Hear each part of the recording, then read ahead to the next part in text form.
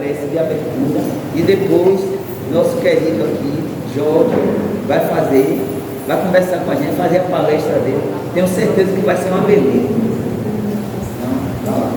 Eu, como uma esposa coruja, já vou pedindo assim, boas vibrações para ele fazer um bom trabalho, né? Escolheu o José Diogo para estrear, palestrando. Você quer que eu fique para filmar? E assim, para a gente não perder mais tempo de beber na fonte do que é bom, nós vamos continuar conectados com Deus, com Cristo, e vamos orar. Vamos colocar nossa mente no mais alto e vamos pedir pela paz no mundo, pela compreensão, pelo entendimento da humanidade. Que os bons espíritos, nesta manhã, possam encontrar em nós material, ectoplasmas, fluidos, para que possam levar para todos aqueles que estão necessitados, ao tempo que nós vamos aqui também, sendo banhados por essas bênçãos. O bom Deus envolva o palestrante para que a sua palavra caia em todos nós como água que possa matar a nossa sede. Pai nosso que estais nos céus, santificado seja o vosso santo nome. Venha a nós o vosso reino. Seja feita a vossa vontade, assim na terra como nos céus. O pão nosso de cada dia, dá-nos hoje e sempre. Perdoa as nossas dívidas, à medida em que soubermos perdoar àqueles que nos tenham ofendido. Não nos deixeis ser levados, cairmos em tentação, mas livrai-nos, ó Senhor, de todo o mal, que seja assim para todos sempre. Em teu nome, Deus amado, damos abertos nossos corações. Obrigado. Bom dia a todos. Bom dia. Como atingir a evolução espiritual em 3 passos?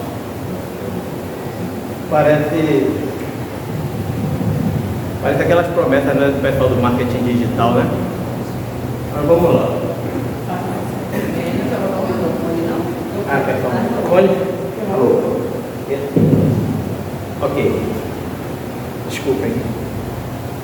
Bom, como a Helena falou, é a minha primeira palestra espírita. Então, se sair alguma coisa fora do contexto aí, me perdoem, me ajudem, me orientem no final para que eu possa melhorar e servir a causa do Cristo.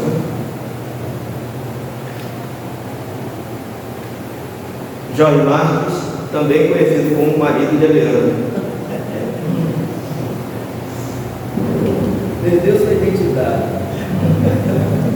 São cerca de 30 anos de estudo da doutrina espírita, estudo e prática.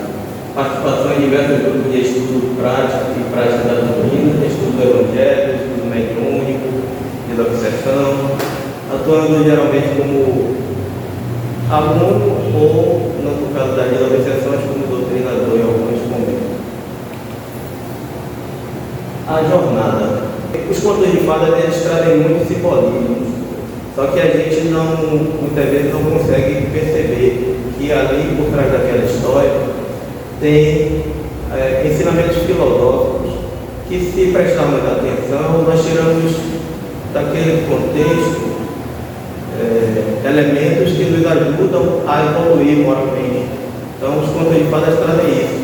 E a jornada no conto de fadas, ela começa com um rapaz franzino, um príncipe ainda jovem, franzino, que é chamado por uma missão que, ao nosso ver, no primeiro momento, parece muito além das suas possibilidades físicas e mentais.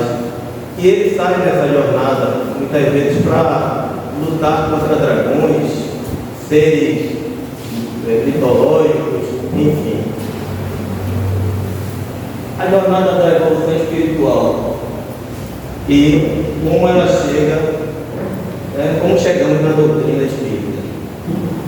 A nossa jornada espiritual, ela começa com a reencarnação e depois a gente é alocado, obviamente, no seio de alguma família, e a gente vai receber dessa família os primeiros ensinamentos, vai receber as orientações morais, tudo de acordo com a necessidade de cada espírito. Também a nossa jornada, durante a nossa jornada, nós somos visitados por inquietações existenciais. Quem aqui já não parou em algum momento da vida questionando por que estou aqui, o que estou fazendo aqui, qual o meu objetivo, por que Deus me colocou nessa família? São várias inquietações que nos visitam. E o chamado da dor é quando passamos por algum problema e a gente sente a necessidade de buscar uma religião, não necessariamente o espiritismo, mas de alguma forma as pessoas chegam nas igrejas, nos templos espíritas, nos templos de candomblé, nos templos espíritas, e na busca de aplacar essa dor. Também tem o chamado do amor, quando está tudo bem na vida da pessoa, a pessoa está bem, a vida já está realizada, ou mesmo antes disso, mas a pessoa sente uma necessidade, sente uma falta, uma carência no coração. E aí tende a ir buscar numa religião o aconchego, se aproximar de Deus de alguma forma. A reencarnação. Como dizemos,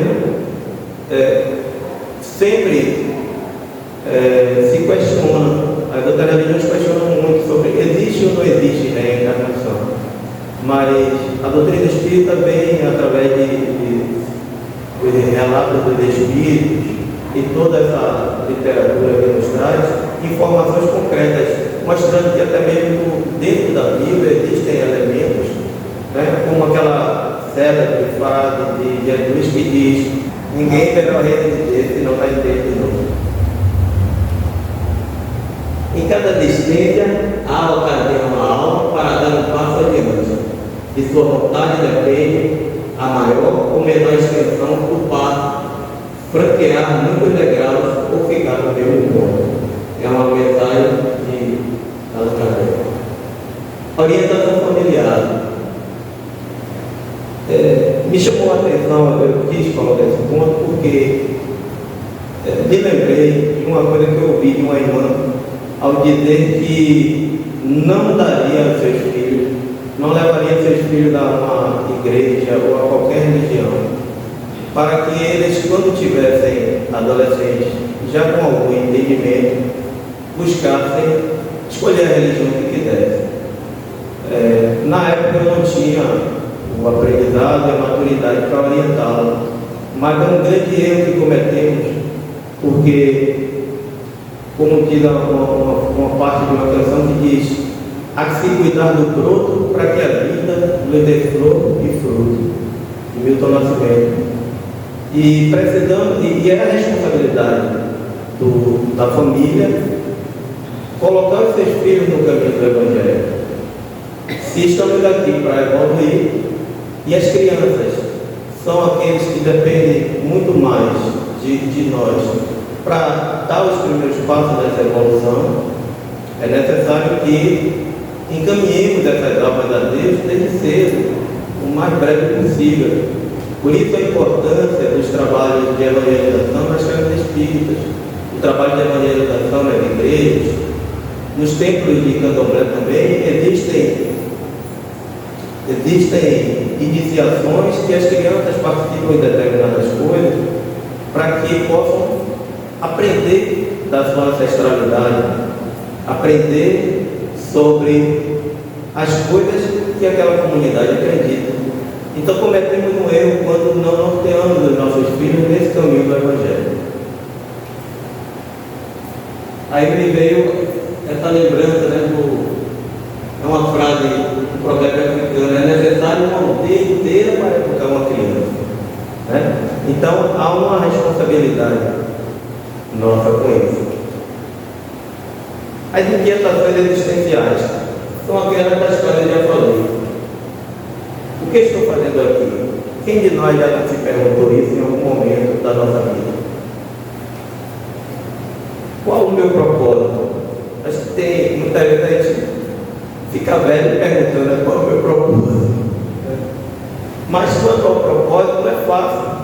Se eu não sei qual é o meu propósito, ou se eu não conseguir ainda vislumbrar qual é o plano de Deus na minha vida, eu tenho que procurar me colocar em situações onde eu possa ter experiências que me levem a descobrir esse propósito.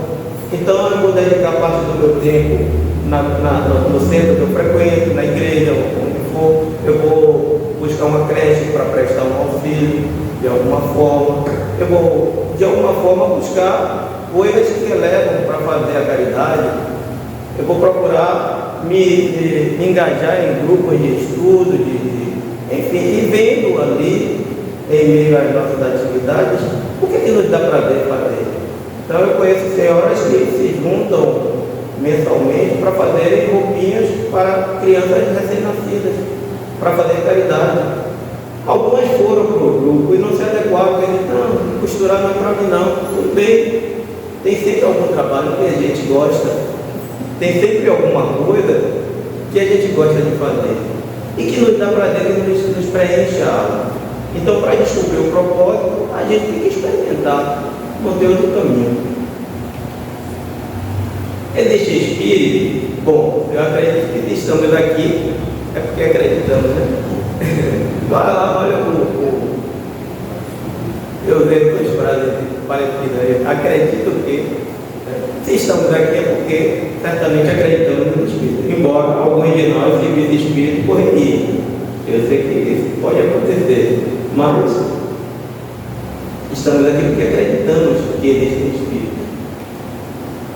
Deus existe. Para nós, né, que já tivemos tantas provas na nossa vida e que estudamos a doutrina, sabemos da existência de Deus. Só para lembrar de alguns, na verdade, os nossos questionamentos muitas vezes vão muito mais além do que isso. O chamado da dor. Aí eu dei essa imagem da borboleta porque acho que é o que melhor representa essa questão da dor, porque já se fizeram um experimento de ajudar uma borboleta a quebrar o casulo antes da hora. Ela está às vezes num lugar confinado, apertado, certamente está passando ali por um processo de transformação, não deve ser fácil. A gente, quando fica preso em algum lugar, a gente fica claustrofóbico. E a borboleta suporta tudo até o final do processo, né? A lagarta, na verdade, suporta todo esse processo e se transforma numa linda borboleta, que nós apreciamos tanto. E ela serve a causa de Deus. Cada ser serve a causa de Deus. Então eu coloquei como um lembrete para nós. Quando estivermos passando por alguns apertos, sabemos que certamente é para que nos transformemos durante o processo. Nós vamos ver mais sobre isso. Bem-aventurados os aflitos. O Evangelho segundo o Espiritismo, capítulo 5. Nesse capítulo, nós temos a justiça das aflições. Nós temos as causas atuais das aflições, as causas anteriores das aflições, o esquecimento do passado e os motivos de resignação. Tem um outro que eu não quis propositalmente colocar ali, além das instruções dos Espíritos, logo em seguida a essas lições. O chamado do amor. Foi aquilo do qual eu falei, que quando a pessoa está com tudo resolvido na sua vida, ou está em paz com a família, está em paz consigo mesmo, se realizou profissionalmente e vem um vazio, uma necessidade de aproximar-se de Deus, de entender, de ter respostas também, né, para esses questionamentos. Tá bom, agora vamos tomar um cafezinho, né? Já falou em casa? Não? Está na hora não? Café? Mas o que é que tem a ver um cafezinho com a palestra espírita? O cara no meio da palestra bota um cafezinho ali. xícara de café, Antônio, com a fumacinha subida assim, dá até para sentir o cheiro do café. Quem gosta de café aí? Alguém gosta de café? Café? O palestrante gosta. Eu não saí de casa sem tomar aquele café, não. Mas o que tem a ver o cafezinho com a nossa palestra? Tudo que nós fazemos na vida, na verdade, tem um método. Por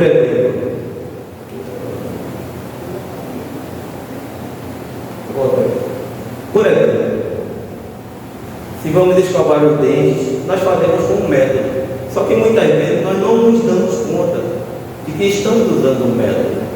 É tão automático, é como dirigir, né? Tem um método para dirigir. As pessoas tomam aula, treinamento, e a partir dali, interiorizam os conhecimentos, elas fazem de forma automática. Para quem está iniciando é difícil, mas depois você acostuma. Escovar os dentes, por exemplo. Tem um método para escovar os dentes. A pessoa tem que pegar a escova de dente no local, tem que pegar a pasta, depois abrir a tampa, depois colocar a quantidade de pasta necessária na escova, coloca a escova num determinado ângulo. É um método. Para fazer um café, tem método, né? Cada um segue o seu ritmo de acordo também com os instrumentos disponíveis para o café. Então, digamos que seja aquele coador que os nossos pais utilizavam. Então, colocar o coador sobre a papel, ferver o ar, né? Colocar a quantidade certa do pó de café, é um método. Então, eu pensei, e foi justamente quando eu estava preparando o café que me veio esse pensamento sobre essa palestra. Se existe método para tudo, será que a gente poderia conceder um método para a nossa evolução espiritual? É claro que os espíritos já o fizeram. Se a gente parar para ver, os espíritos criaram um método para a evolução espiritual. Deus, na sua infinita misericórdia, criou um método. E os espíritos foram repassando para nós, assim, corrigindo. Deus é o criador de tudo. Então, ele já criou um método. A pessoa reencarna, a pessoa, no caso aqui, um planeta de prova de expiações, então tem toda a dinâmica da vida, as coisas que vão nos levar a uma evolução espiritual. Tem um método para isso. Só que muita gente a gente não vai lá na leitura e não entende o que é que os espíritos estão querendo dizer. O que Kardec quis dizer no Evangelho segundo o Espiritismo, o que os espíritos quiseram dizer através de Kardec, quando colocaram aqueles capítulos de forma tão ordenada. Repara que tem um começo de tudo, né? Aí tem o livro da Gênesis, que ali já é um aprofundamento, né, daquilo que está no Evangelho. Então, se a gente olhar a estrutura dos capítulos do Evangelho, o livro, o Evangelho segundo o Espiritismo, nós vamos ver que existe um método de ensino ali. Então, ele estabelecer esse método. Nós aqui muitas vezes não prestamos atenção. Aí eu pensei, bom, eu não posso me comparar com o espírito, né? A capacidade que eles têm, mas eu posso simplificar aqui a coisa e tentar ser útil na obra, mostrando uma forma muito reduzida, mas que possa auxiliar as pessoas a pensarem sobre essas questões. Então, foi o meu pensamento. E aí, olha que beleza, você dá o primeiro passo, o segundo passo, o terceiro, o quarto, o quinto, e viagem. Vamos sair daqui hoje todo mundo voando.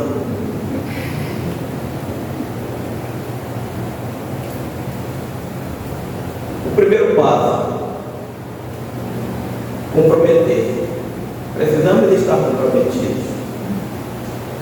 Repara que como que eu posso fazer qualquer realização na vida se eu não me comprometer?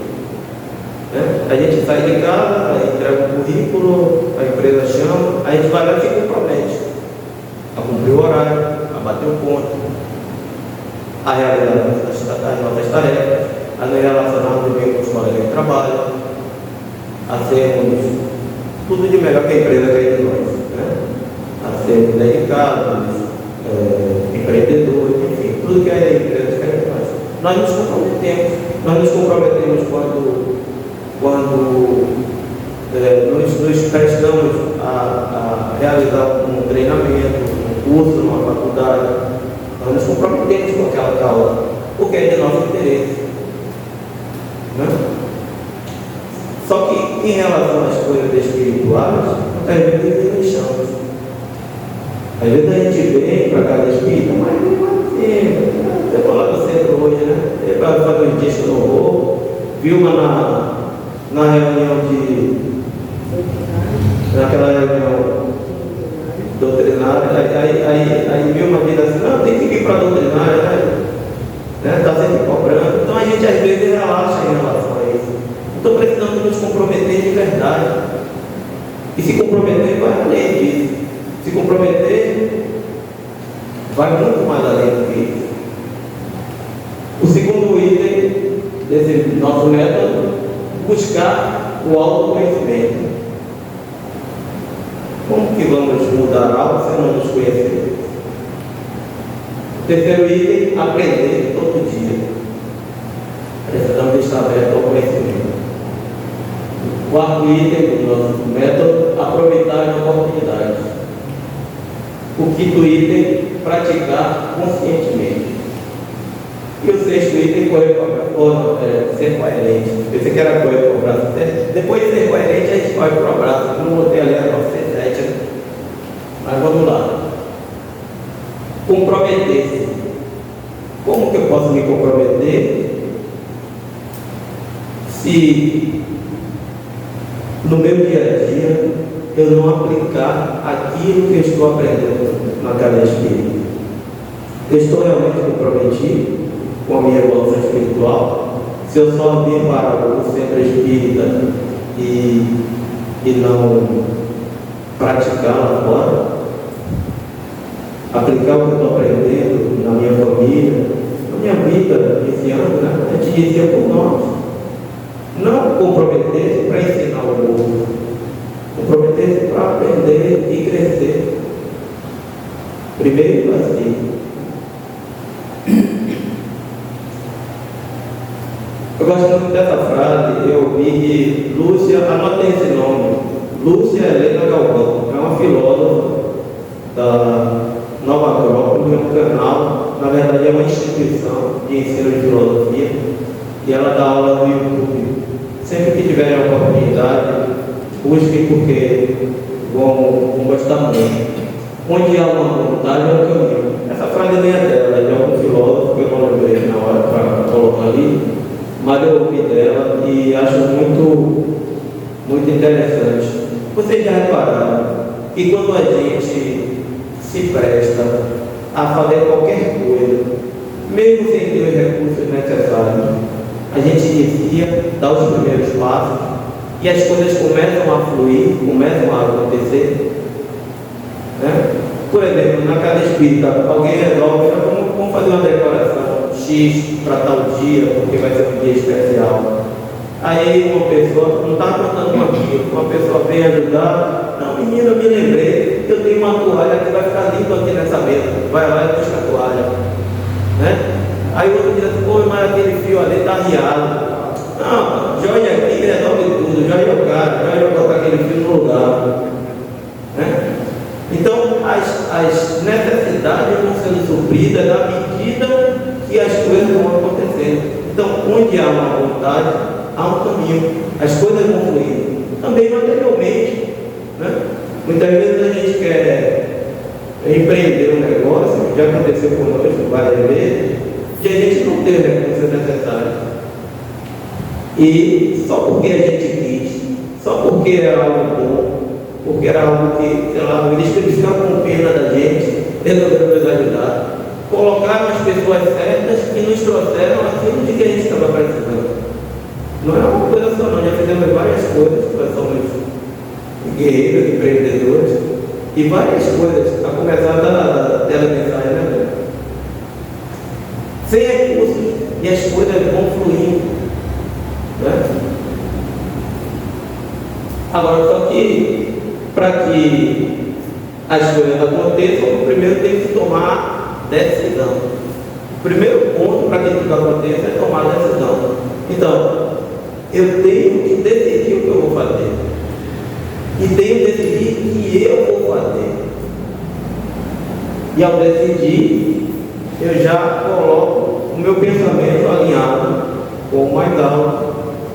Claro que tem coisa que a gente decide que não chega, porque nós sabemos que nem tudo que a gente quer, a gente deve ou pode.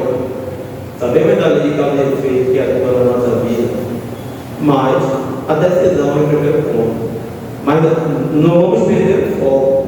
Estamos falando aqui de evolução espiritual. Então eu tenho que decidir sair dessa casa hoje e dizer, nessa encarnação, eu vou evoluir espiritualmente. É decisão.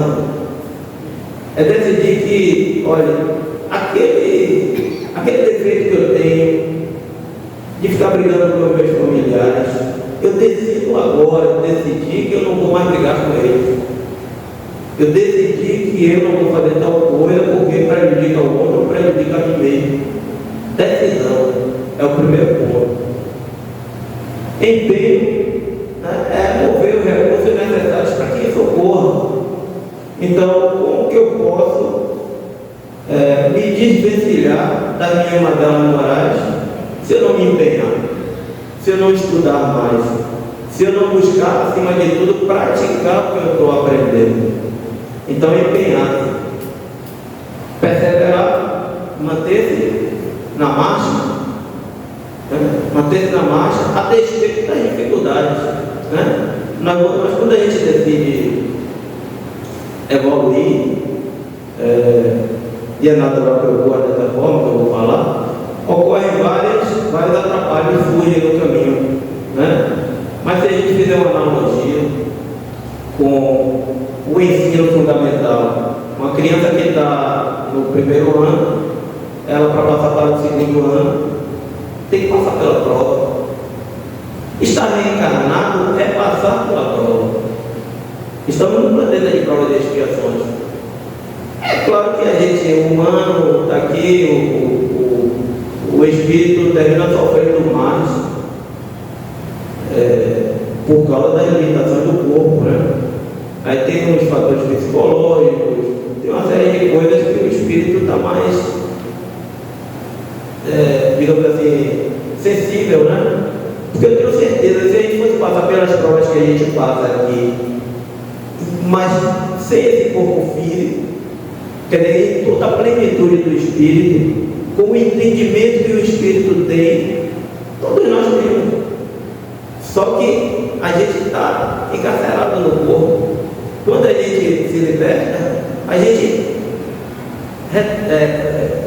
recupera essa plenitude. Se a gente fosse passar pelas mesmas provas que a gente passa aqui hoje, que já passou até hoje, nós que estamos aqui já vivemos um pouco mais. A gente, certamente, na condição de espírito, com açúcar, devia ser água com açúcar. Tomar um cafezinho. Mas no corpo a gente sente mais. Então é preciso perseverar e manter a constância. Manter a constância, parece que mais perseverança e constância não são coisas diferentes. Porque a constância tem a ver com manter o ritmo. Não é começar e parar. Não é começar a dar os primeiros passos, ir lá e perdoar o familiar, e quando ele fizer outra coisa, você desiste de ser amigo dele. Você pode até desistir de ser amigo e ninguém é obrigado, mas não pode ser inimigo. Você desiste dessa evolução espiritual por conta do outro. Sabe? Entregar ao outro a condição de manter você nessa ou naquela condição espiritual. Não faz sentido, Então manter a constância nesse processo. O autoconhecimento. Até que eu. Autoconhecimento. Bom, autoconhecimento, a própria palavra por si só já descreve muita coisa. Mas vamos aqui. Se você não sabe para onde quer ir, qualquer caminho serve. É o que está escrito. E ali tem uma imagem justamente de um dos contos de fada, que é Alice no País das Maravilhas. Antônio conhece bem essa frase, Antônio? Se você não sabe para onde quer ir, qualquer caminho serve. Alice no País das Maravilhas. Minha mãe dizia assim: meu filho, para quem está perdido, todo lado é caminho. Eu achava estranha essa informação. Analisando agora, preparando a palestra, me veio o pensamento. Tem algo de certo no que ela dizia, mas é meio complicado, porque se você for por qualquer mar, pode dar um abismo, né? Então, mas talvez ela estivesse querendo dizer justamente isso, né? A necessidade de saber onde eu estou. Porque se alguém está aqui na frente do centro e veio de outro bairro, não conhece o bairro, e ela se encontra sem saber para onde vai, e ela ligar para alguém, esse alguém vai dizer: você está aonde? É a primeira pergunta, né? Quando alguém está perdido, você está aonde? Eu não sei. Fica difícil te ajudar, né? Então precisamos saber onde estamos. Então o convite é: espiritualmente, onde é que estamos? Você, quem sabe os Espíritos nos trazem aí, ou talvez já tenha na literatura, algum parâmetro, né, para a gente saber onde é que a gente está espiritualmente, né? Para nós concebermos uma metodologia de avaliar isso é complicado. Você consegue praticar caridade, 10 pontos. Você consegue perdoar, 100 pontos. Eu não sei, né? Não existe uma escala para dizer evolutivamente em que ponto da escala evolutiva nós estamos. Alguns já se desvencilharam de algumas delas, outros de outras. Às vezes, vamos supor, o egoísmo que eu tenho em mim e a falta de capacidade de perdão, Eliana já evoluiu, isso não é problema para ela, né? Mas, do ponto de vista de ter contribuído com a doutrina do Cristo, Eliana já evoluiu muito mais. Então, são parâmetros que só cada um de nós pode saber. Cada um de nós é que pode sentar no nosso quarto, lá em qualquer lugar a gente sentar, né? Até naquela hora de fazer o número 2, e refletir sobre a vida. Dizer: poxa, em que patamar de evolução eu estou? Quais são as virtudes que estão descritas no Evangelho que eu já consigo praticar? Preciso nos perguntarmos isso, sabe? E é claro, obviamente, que os testes virão, né? A gente teve a gente está tendo, né? Na verdade, a gente passou uma semana tendo os testes, não foi? Passamos por uma situação criada por um irmão, vamos aprofundar, até porque o tempo é curto, e acreditem, a semana inteira, pelo menos 4 vezes, nós encontramos o cidadão na rua, assim, ele é obrigado a falar conosco. E quem ficou chateado foi eu. Foi um teste para saber, para eu sondar o meu coração, para saber como é que eu me encontro. Eu realmente perdoo ou eu digo que perdoo? Sabe? Então a vida vai colocando essas provas, como coloca lá na escola a prova do menino saber se ele já está apto para ir para outro degrau, que é a série seguinte. Então, a pedagogia da vida é essa. A espiritualidade, os nossos anjos guardiães, Deus, através deles, dos espíritos que nos orientam, vai colocando os testes das provas para sondarmos, para sabermos em que patamar estamos. Então precisamos saber sim aonde estamos espiritualmente. Estou praticando a mesma coisa que eu ia falar, na verdade eu antecipei o Hilário, né? Estou praticando o Evangelho, quais as minhas virtudes, quais são os meus defeitos, em que preciso melhorar. É preciso estar perguntando todos os dias. E se a gente tiver dúvida quanto, poxa, mas eu não sei que pergunta eu vou fazer, eu não sei que virtudes eu tenho, e a gente começa a raciocinar, e a gente se perde no raciocínio, a gente tem os parâmetros dados pela doutrina. No caso aí, o Evangelho segundo o Espiritismo, capítulo 17, sede perfeitos, a lição do homem de bem. Então, se a gente conseguir, digamos, passar um ano, trabalhando só o que está descrito na lição do homem de bem, a gente vai, ao final de um ano, ter evoluído alguma coisa, ou identificar ali dentro daquela lição aquilo que ainda não conseguimos fazer. Então, por isso a questão de se falar de um método, A espiritualidade já não tem esse método pronto, a gente só precisa estar utilizando. Aprender. Ora, como é que eu vou evoluir sem aprender? Como é que eu quero seguir a doutrina espírita sem entender profundamente o que os espíritos querem nos dizer nos livros que nos trouxeram? O que Allan Kardec codificou, principalmente. E principalmente, acima de tudo, o Evangelho. Porque a parte científica da doutrina, ela é muito bonita, tem os fenômenos, tem uma série de coisas. É legal saber, né, como é que o espírito faz subir um objeto na frente da pessoa e o objeto continua lá. Como é que ele transporta um objeto de um lugar para o outro. Isso é o maravilhoso e sobrenatural. É importante sabermos, porque abre nossa percepção, nossa mente, para considerar as possibilidades de leis que digamos, elas superam, né, o que estão funcionando paralelamente às leis das leis físicas, que é essa da física, da matemática. Né? Então, é bom saber. Mas, acima de tudo, não devemos perder o foco de que, no dia a dia, para a evolução espiritual, saber essas coisas não faz muita diferença, não. Faz diferença é aplicar o Evangelho no dia a dia. Né? Aprender todo dia. Decorar é diferente de aprender. Eu conheço gente que tem o Evangelho, sabe todos os capítulos, sabe todos os itens lá, em qualquer capítulo, mas e a prática no dia a dia? Decorou. É muito comum. Vou falar, mas não diminuindo. Existe dentro da doutrina? Existe. Né? Porque é comum a gente ver, né? As pessoas frequentando anos dentro da doutrina, sabe o Evangelho de cor, pode até chegar aqui e falar outro dia, e ser surpreendido errando em coisas que ele mesmo prega. Então, aprender é diferente de decorar. Tem uma frase da música que diz, né? A lição sabemos de cor, mas o resto aprender. Aprender tem a ver com a proficiência, a sua capacidade de aplicar aquilo que aprendeu.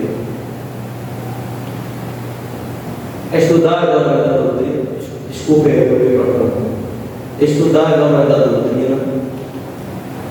Frequentar doutrinárias é fundamental. Porque às vezes a gente lendo em casa, dá um sono, o cachorro late, alguma coisa tira a gente do foco daquilo que estamos fazendo. Mas quando a gente vem para aqui, vocês estão sentados daí, tem uma pessoa falando aqui. Então é obrigatório. Né? Até olhar para o lado é meio constrangedor, né? Senão a gente vai pensar, por que ela está me olhando toda hora? Né? Então, aqui a gente tem um foco. Né? E aqui cada um traz a sua vivência, a sua experiência. Eu acho que assistir às doutrinárias é um complemento, né? A gente estuda em casa. O ideal seria a gente olhar ali no quadro, ter uma ideia do que o palestrante vai falar, e no dia anterior estudar aquela lição e chegar aqui e ouvir qual é a versão, a visão daquele doutrinador sobre aquilo que eu li. Ou o contrário, ouvir a palestra, chegar em casa, ler o livro e saber, será que o que aquele amarelo falou mesmo está certo? Será que foi coerente aquilo que ele falou? Eu vou ver aqui o que é que diz Kardec sobre isso. Eu vou ver aqui se a lição do homem de bem tem mesmo os elementos que eu preciso para evoluir. Então, a gente pode fazer dois caminhos, mas assistir a doutrinária é fundamental. E aqui que os espíritos também, quando estamos sentados, primeiro, a gente já se desvencilhou de lá de fora, na maioria das vezes, né? Às vezes não. Às vezes o pensamento viaja, será que eu deixei a porta aberta, o fogão aceso? Às vezes acontece, mas não é o objetivo de estarmos aqui. Então, normalmente a gente se desvencilha de lá de fora. Se a pessoa que estiver falando conseguir tomar atenção, né, o foco vai ficar pleno aqui. Então vocês estão presentes nesse momento. Sintam agora o recosto da cadeira colado nas costas de vocês. Mentira? O pé de vocês apoiado no chão. Percebam, nós estamos aqui e agora. Um dos maiores desafios hoje, no momento que estamos vivendo, é estar presente, porque os chamados para que saiamos do presente são muito grandes. A gente está aqui adiante na tela do celular, conversa, a gente viaja ali, ó. Já acontece conosco, né? Às vezes ela está falando comigo, eu estou viajando porque eu estou vendo na TV, eu não estava ali, eu estava fisicamente, mas minha mente estava lá no filme. Então o grande desafio é estar no presente. E isso faz um bem para a nossa mente, que os grandes pesquisadores da área de neurociência estão fazendo diversas constatações da importância que tem o foco, a atenção plena para a saúde mental. Existem vários relatos de curas, vários relatos de evolução positiva de quadros de pessoas que tiveram traumas sendo recuperadas só fazendo meditação, ou fazendo meditação aliada a algum medicamento ou algum tratamento. Então, o convite é estar no presente. Vou adiantar um pouquinho, senão eu vou ultrapassar muito. Tirar dúvidas com alguém mais antigo. Bom, não precisa dizer mais nada, né? Se eu não entendi aquilo que Jorge disse, aperta no canto depois para saber o que eu falava aqui. Você estava olhando para mim, o que foi que você estava olhando para mim? Quando você falou tal coisa, tem que tirar dúvida, não entendi aquela lição, aquilo que você falou, você queria dizer o quê? Né? Aquilo que eu li ontem, olha, Vilma, eu li algo aqui no Evangelho ontem e não entendi, você explica para mim? Eliana, Jorge, alguém que aparente, pelo menos um conhecimento maior. Tipo, esqueceu aquele irmão não souber, não, eu não sei não, mas eu vou procurar fulano que sabe, né? Eu vou estudar também junto contigo para a gente tentar entender aqui. Então buscar ajuda quando necessário. O quarto, estamos perto, chegamos no quarto. Olha que já estamos nascendo na terra. Pode olhar aí, confere aí, que nesse método aí, a gente vai estar daqui por ano. Lembrar da jornada do herói. Foi aquilo que na verdade eu já abordei, né? Que quando a gente se põe a caminho, as coisas começam a acontecer. Na jornada do herói é assim. Se a gente pensar nos contos de fada, o príncipe sai, aí tem alguém, tem um morador ali num lugar mais longínquo, que ele ajuda a desatolar o carro que está quebrado. Aí aquela pessoa vai lá e dá a ele uma capa mágica, né?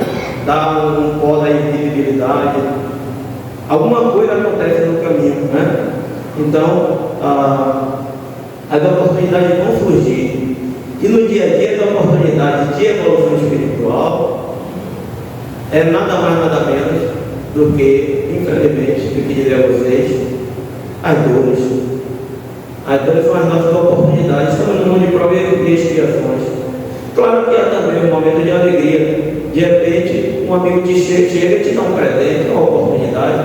Pode ser uma coisa boa. Você está empreendendo um negócio. Não, olha, passa lá em casa que eu tenho um equipamento tal que vai te ajudar, uma oportunidade, né? Mas normalmente também acontece. Normalmente acontecem as agruras também, né? Os problemas são oportunidades da gente se sondar, saber como é que estamos.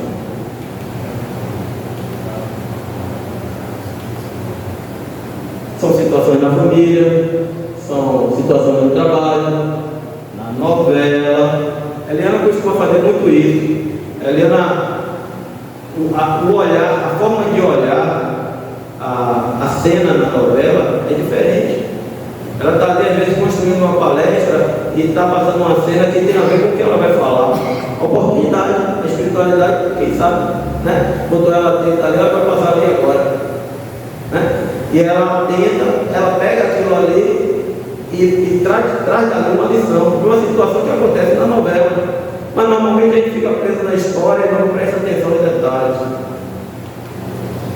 No centro espírita, o que não falta é a oportunidade, né?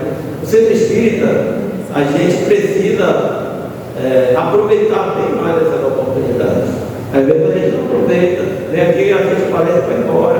Às vezes precisa se deixar ficar mais um pouco, conversar um pouco com as pessoas, aproveita, traz lá algum questionamento, conversa, pode conversar sobre uma situação, se quiser, se não quiser também não é obrigatório, mas assim, aproveitar essa oportunidade do convívio, né? Eu fico maravilhado quando eu venho aqui, até me emociono porque, assim, vi uma lei para minha mãe, a forma como ela fala, entendeu? E os conselhos que dá, sabe? Eu bebo nessa fonte, eu gosto de vir aqui, porque a casa é muito acolhedora, com energia boa, todos são, eu olho no semblante de vocês, sinto acolhimento. E isso a gente recebeu aqui nessa casa. Por isso eu escolhi aqui para começar. E também a gente aprende na fofoca com a vizinha, é claro, né? A vizinha chega lá e está relatando o fato que aconteceu com a outra vizinha. É mesmo, menina, aconteceu isso, foi. Mas vizinha, e se ela fizesse assim, assado, você está vendo ali, ó, em doses homeopáticas, ensinando o evangelho que você aprendeu para a vizinha. Tem oportunidade em toda parte. Praticar conscientemente é ser instrumentativo na prática do amor e da caridade. Acho que essa frase já diz tudo, né? É ser ativo mesmo. Eu sou um espírita convicto. Se eu sou um espírita convicto, eu não sou protestante, minha família é do axé, da religião de matriz africana, do candomblé. Eu escolhi ser espírita, mas eu sou espírita.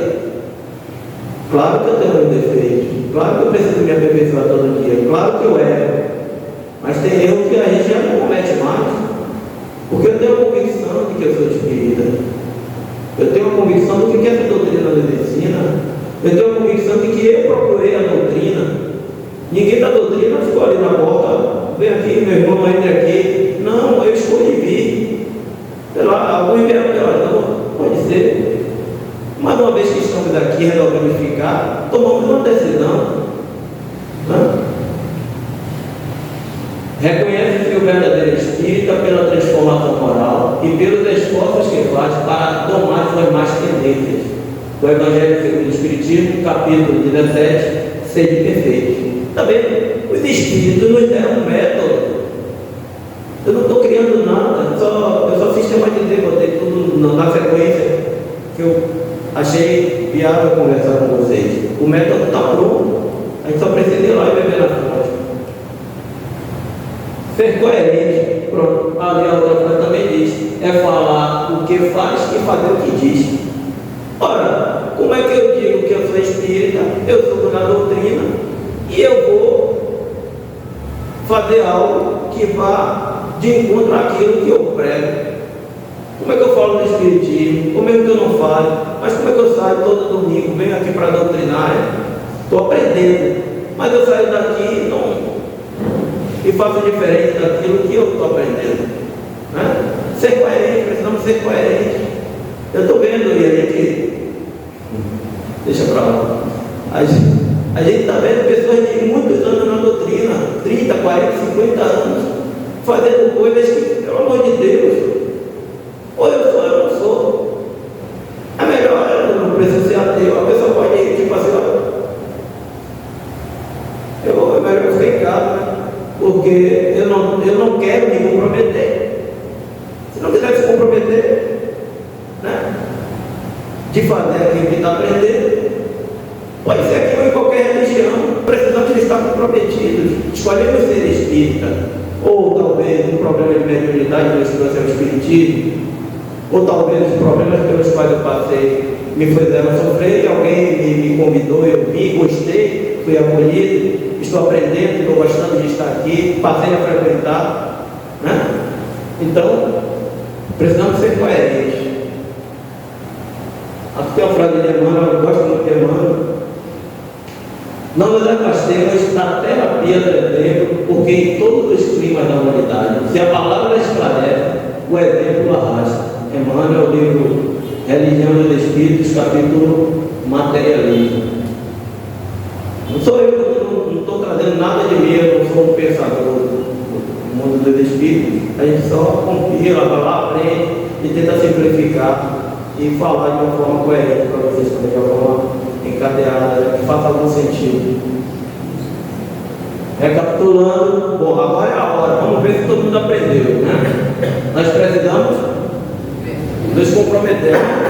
Próximo passo. O terceiro. Não estou ouvindo, né? Aproveitar a oportunidade.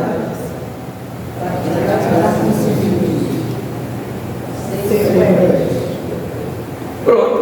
Todo mundo virou anjo. Eu trouxe um vídeo, tomara que vai ter de outra forma. Essa nova personalidade que nasceu dia 1º de janeiro. Quando vira o ano, parece que a gente acabou de sair de um casamento que esgotou todas as nossas energias. É como se a mudança de ano fosse um divórcio. E quando a gente se livra do que acha que é a causa de todos os nossos problemas, que é o ano velho, a gente solta fogos, toma um porre, faz promessas de que daqui pra frente tudo vai ser diferente, que a gente vai aprender a ser gente. Aí depois que termina a ressaca, quem vem dar bom dia? Nossas maluquices, nossas manias, nossos medos, nossas angústias, que Iemanjá não levou pro fundo do mar, que isso aí não é problema dela. Eu acho que é por isso que as terapeutas só voltam das férias na 2ª semana de janeiro. Que é quando a gente já entendeu definitivamente que fogos de artifício não é pó de pirlim-pim-pim, e que a Terra pode dar quantas voltas ela quiser em torno do Sol, que a nossa vida só vai mudar quando a gente mudar o jeito que a gente vive. Ai, gente, acordei muito filósofa hoje. Fogos de artifício não é pó de pirlim-pim. Estamos iniciando o novo ano, então fica aí, né? Nosso convite a essa mudança desse ano de 2024. Deus abençoe a todos. Obrigado pela atenção.